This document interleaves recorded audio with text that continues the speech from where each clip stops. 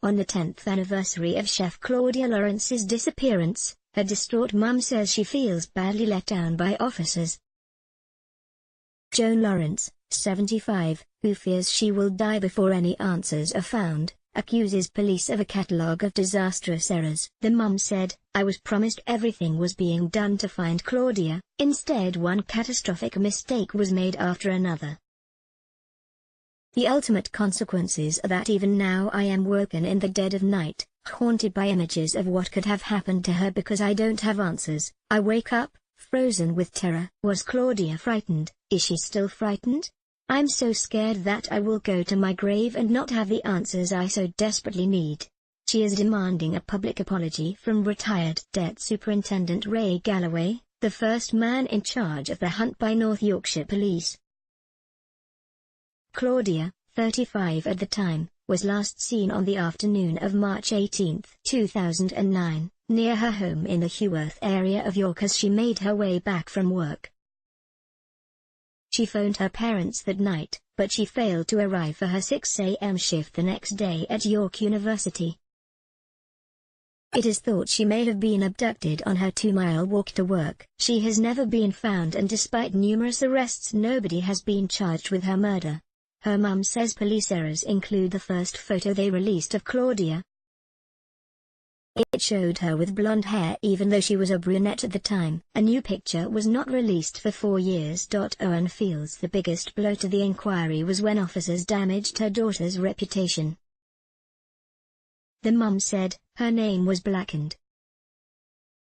They followed one narrow-minded line of inquiry, allowing the public to see Claudia as some sort of marriage breaker and that her relationship with married men led to her disappearance.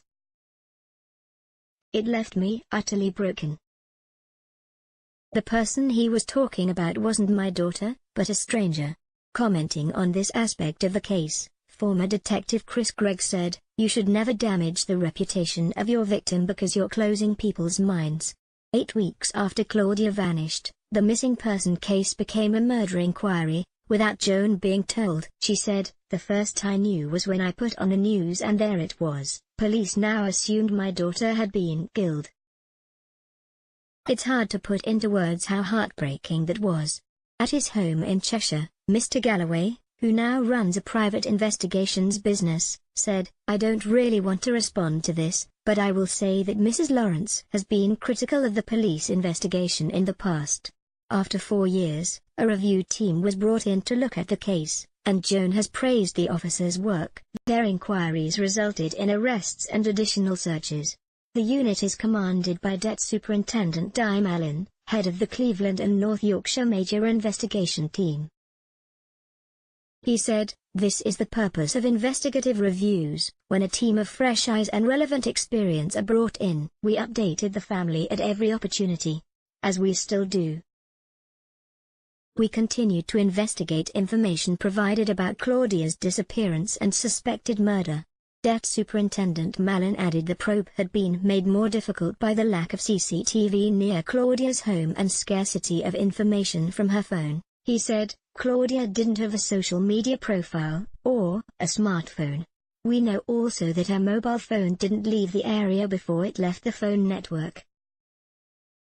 This is a reason I don't believe she fell victim to an attack by a stranger."